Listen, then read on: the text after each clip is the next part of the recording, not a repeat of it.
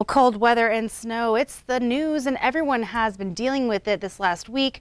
Record-breaking cold temperatures hitting as low as 19 degrees below zero, days of cold weather, and today Billings crews were out working to remove all of the accumulated snow. It's been an ongoing process to keep up with the accumulated snow over the last week, which was about a foot to 16 inches. And with the snow removal comes school delays. Just because the snow is leaving doesn't mean the cold is. Here is a list of schools already delayed.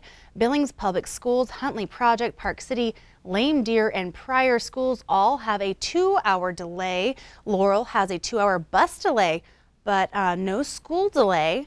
And joining me at the desk now is Rob Griggs. And this weather is just downright cold and causing delays. It's causing delays, and with these bitter cold wind chills tonight, you've got all the dangers for livestock and for pets, for kids at school bus stops tomorrow, exposed skin. Let me show you what the high was today, Zoe. This is not very impressive. When it's a goose egg in Billings and other locations didn't even make it over zero, we would celebrate at Kalispell's 18 degrees, but that's so far below average for this time of year. Right now across the board, it's already dipping well below zero, already 21 below there at Bozeman. Livingston 19 below, which is the current chill there as well. But look at Lewistown, 42 below wind chill this hour, and it's only going to get nastier as the night goes on. That includes us here in Billings. Now, last night we broke the record, 19 below zero, shattered that 1978 record.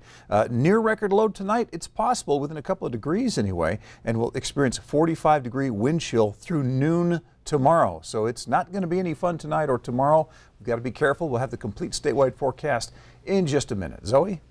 Thanks, Robin. Turning to national news, deadly storms slammed the South today, and the sheriff in Lee County, Alabama says at least 14 people died when a tornado hit. Chris Martinez has the latest from Los Angeles. Storm chasers in Lee County, Alabama drove right at a huge funnel cloud Sunday. Oh, dude, that's a big tornado. The storm leveled everything in its path. The small town of Beauregard is devastated. We're talking several miles that it traveled on the ground. The damage is significant. I would put it in the category of catastrophic. Search teams are picking through the rubble looking for survivors. If family members are still missing, we're searching. A number of tornadoes or suspected tornadoes ripped across the South on Sunday. It is a monster, but it is on the ground in full force. This one touched down in Fitzgerald, Georgia. Another tornado swept through the town of Talbotton, Georgia. A view from the air shows home after home ripped to shreds. In Smith's Station, Alabama, a cell tower came crashing down on a busy highway. With so many homes damaged, officials in Alabama expect the death toll to rise. Chris Martinez, CBS News. Thank you, Chris. And he also says the tornado watch also covers a large area of South Carolina, including the cities of Charleston and Columbia. Well, it is crazy weather across the country, and here it's just downright cold. Still, the 14 below zero temperature this morning didn't stop many people from waiting in line to shop at a new grocery store here in Billings, located on South 24th Street West near Central Avenue. Q2's David J. reports on the grand opening for Winco Foods. It was a packed parking lot, and customers waited in line even after some were let into the store early.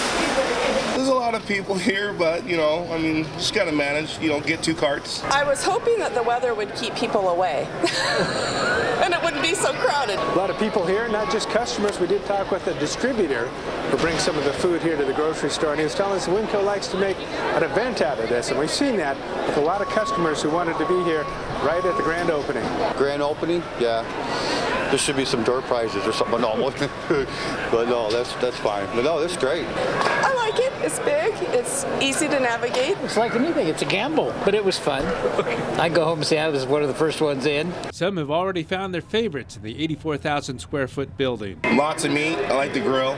I like to cook. Lots of pasta. Mainly the eggs and everything like that. I like my French bread. The steaks are good. I love my mussels. Winco management touts its low prices, which some customers say they have noticed. Lots of great prices. There's some stuff. The sales stuff is good buys, but they're about the same. Prices are really good. The prices are really reasonable. Part of shopping at Winco is bagging your own groceries. You can actually operate it yourself. How important is it to have another store competition here?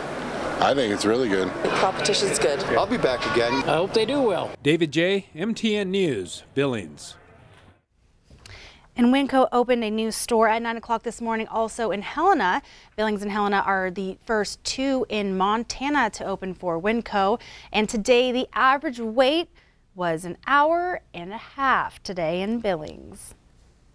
As the 2019 Montana legislature returns to Helena this week to begin its second half, lawmakers will sharpen their pencils as they focus on hammering out the details on Montana's $10.4 billion state budget. A first draft of the budget is before the House Appropriations Committee starting Thursday. But as MTN's Mike Dennison reports, Democratic Governor Steve Bullock and majority Republicans may have some big bridges to build over a wide budget gulf. The first draft of the state budget, crafted by Republican-controlled subcommittees in the past 7 weeks, looks good on paper. It has an ending fund balance of almost $300 million, which Governor Bullock says is the cushion we need. It freezes college tuition and increases state money for public schools. It restores many services cut during last year's budget crisis. But that's only part of the picture. This is a page from the budget status sheet, released by legislative staff on Friday. It's a list of bills still alive that would reduce that bottom line. You go down to the total here, it's $150 million. And this list doesn't include some additional tax cut bills still in committee, or items that Governor Bullock wants added to the budget, like Medicaid expansion or state funding for preschool and special education. Republican Senate President Scott Sales says lawmakers and the Bullock administration need to scale back their expectations if the budget is to be balanced without tax increases, a stated goal of the GOP majority. Certainly, we're taking a very jaundiced side to the increasing taxes on the people of Montana. We prefer to live within our means if we possibly can. That stance has Bullock and fellow Democrats crying foul, saying it's too early to simply rule out any and all tax increases. There's certainly some legislators that have said any increase in revenues is dead on arrival, but I think that taking that sort of frame would certainly do a disservice to Montanans if we're going to take out half of the equation, the discussion. Bullock is proposing higher taxes or fees on liquor, lodging, tobacco, and investment advisors, bills that will be introduced this month. But Democrats aren't the only party proposing things that impact the budget's bottom line. Republicans in the Senate approved a bill last week to cut state income taxes on Social Security benefits, a $36 million a year reduction. And as noted by Bullock's budget director, many of the additional spending bills still alive are sponsored by Republicans. The majority party, they're also a source of a lot of these spending bills that come in, so they see the need for some of this as well. Bottom line is we've got to be able to pay for it. There are a lot of good ideas out there. But as Mr. Livers said, those good ideas cost money.